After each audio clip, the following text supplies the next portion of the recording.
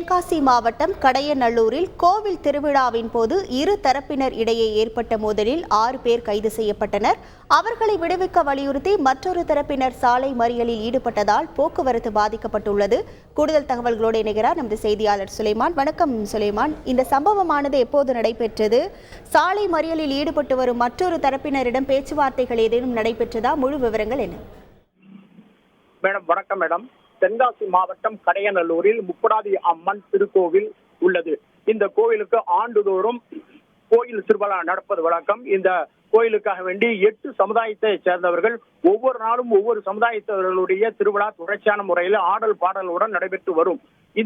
இந்த திருவிழாவின் போது அந்த கோயிலுக்கு அருகே இல்ல மற்றொரு சமூகத்திற்கும் இந்த திருவிழாவை நடத்தக்கூடிய சமூகத்திற்கும் மத்தியிலே நீண்ட காலமாக ஒரு தகராறு, ஒரு பிரச்சனை தொடர்ந்து இருந்து வந்துள்ள நிலையில் நேற்றைய தினம் அவர்கள் ரயில் நிலையம் அருகே ஒரு சமூகத்தினர் உட்கார்ந்து பேசிக் கொண்டு இருக்கின்ற பொழுது மற்றொரு சமூகத்தைச் சேர்ந்த இளைஞர்கள் பைக்கில் வந்து தகராறு செய்ததாக கூறப்படுகிறது. அதன் பிறகு அவர்கள் தனக்கு வேண்டியப்பட்ட ஆட்களை, நண்பர்களையும் உறவினர்களையும் அழைத்து கொண்டு வந்து நேற்று இரவு 9:30 மணி அளவில் இவர்கள் நின்று கொண்டிருந்த ஒரு இடத்தில் வைத்து அந்த மற்றொரு சமூகத்தினரை அடித்ததாக கூறப்படுகிறது.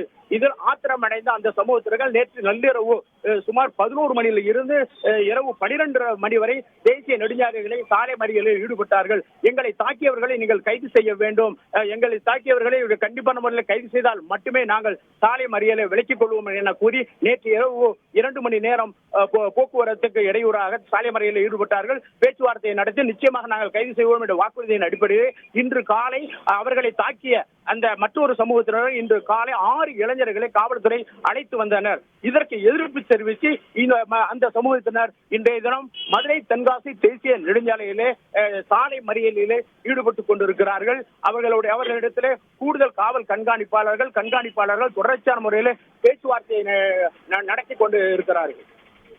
உங்கள் முழு விவரங்களுக்கு நன்றி சுலைமான். செய்திகளை உடனுக்குடன் தெரிந்து கொள்ள உடனே சப்ஸ்கிரைப் பண்ணுங்க.